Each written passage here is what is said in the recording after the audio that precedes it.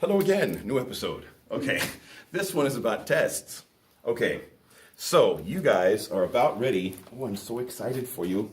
You're about ready to get your very first test from me. Woohoo! Okay, so I'm going to tell you a little bit about what taking tests from me is like. So there are, lots of different teachers in the world. They have different styles. Not every teacher's the same. And unfortunately, because then when you find one you like, you kind of wish you could just keep that teacher forever, but that's not how it works. So there are different teaching styles in the world, and before the end of the year, like especially one of the things I do towards the end of the year is I start to demonstrate, because part of being here is supposed to prepare you for the future. And there are some teaching styles that college teachers have that like I don't agree with, and I think are stupid and even jerky. But like towards the end of the year, I will start to show you what their teaching styles are like because I want to prepare you for them, because there will be teachers that will be like that to you in the future.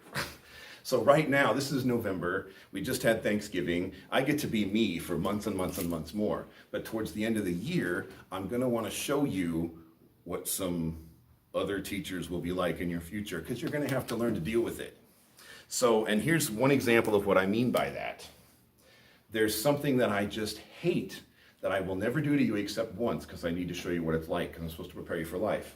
But there's this thing that I hate, and it's called the intuitive leap question. Oh, this is such crap. And crap is about the strongest word I think I could say in a Christian school about it. So the intuitive leap question, here's where this comes from. Here's what this is all about. According to this philosophy, this philosophy says that everything that you do in the classroom should be learning, even the test. Now, I do not agree with this. I believe that on test day, you're supposed to show what you learned.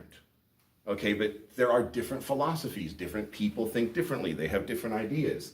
So the intuitive leap question came from this fluffy idea. Oh, everything, every moment in the room should be learning, even the test. So here's what they do.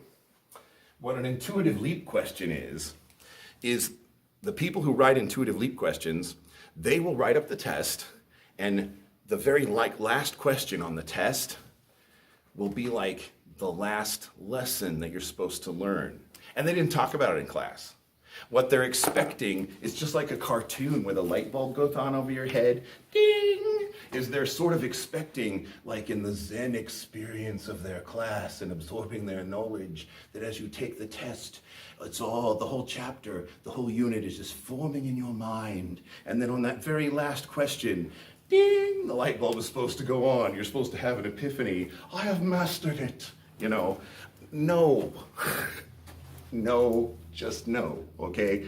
I don't agree with that because, like, to me, the material should stop, then you have the test to show that you learned it. Like, that's fair. To me, that seems what's fair. I don't think intuitive leap questions are fair. But, I mean, I'll give you one towards the end of the year just because I want to show you what it's like and you need to have the experience. But there are certain teaching styles. So since you're about to get your first test from me, I want to show you what my teaching style is like, because I'm the one you've got this year. So so first of all, I don't believe in Monday tests. I don't give tests on Mondays, because or right when you come back from a break. That's stupid. Okay, they could do studies and show that that's the worst day to give a test because we all forget stuff over the break. Okay. So no Monday tests. And then I also don't want to give, I think we're about ready for one, but I want to make sure I give you enough time. So we're going to have it next week sometime. Okay, but not on Monday because I don't believe in Monday tests. So I also believe in announcing the test far enough in advance that people are, it's not like, hey, you got a test tomorrow. What tomorrow? Get the deer in the headlights. No. There's a right way to do things, people. So what I'm going to give you, so the test, we'll just say it's next Tuesday. Okay, that way it won't be Monday. So today, what I'm going to give you is I'm going to give you a study guide. Okay? Now, This next part is stuff that I copied from teachers that I liked and appreciated, both when I was a kid student and when I became a teacher and I saw what my other teacher colleagues were doing. Okay, the teachers that I've admired did it this way. I appreciated it, I like it, and I think Jesus' golden rule is so important with teaching. Like, teach the class that you'd want to be in. Like, treat your students the way you appreciated being treated when you were a student. Okay, so here's how the study guide works. Here's the secret, which isn't really a secret because I'm telling you.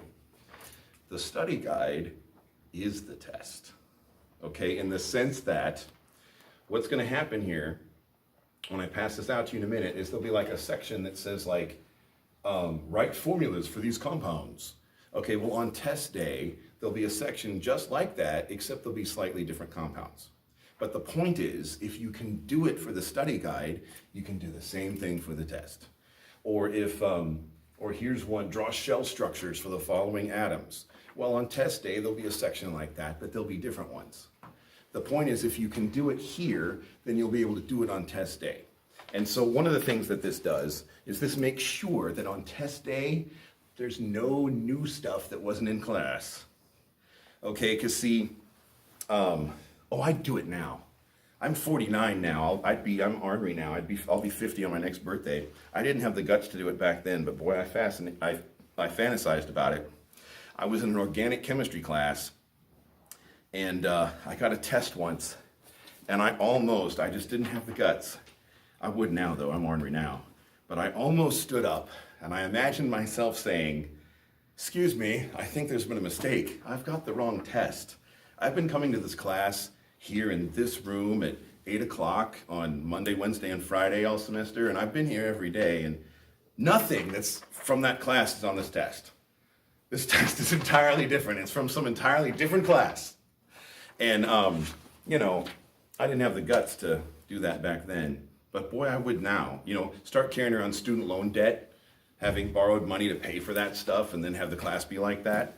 But anyway, so one of the things that it does by making the test from the study guide is that way for sure on test day, there was nothing on the test that we didn't cover in class. So that's one of the things that does. So I'm going to go ahead and pass out the test, and then with the rest of our time, we can have study hall today with the study guide. So you can look at the study guide, you can ask me questions, you can ask each other questions. Oh yeah, and then on test day, to make it worth doing the study guide, because otherwise, you may not care. You may be like, study guide, it's supposed to help me, whatever, I'll just take the real test.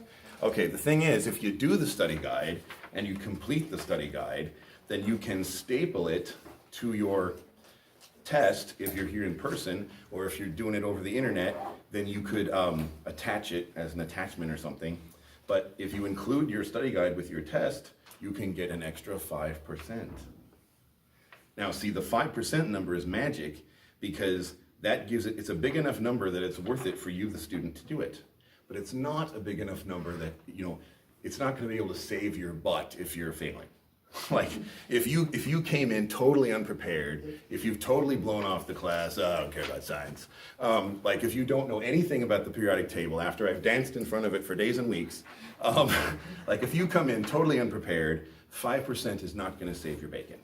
Okay, but 5% is still worth doing it because like 5% could turn like an 88 into a 93. That could turn a B into an A. So it's worth doing, but it's not going to help somebody who's totally failing. Like, that's why I think 5% is a good number.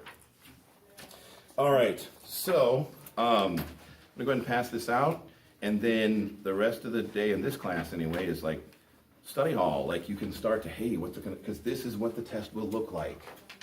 All right, so that's how tests work from me. All right.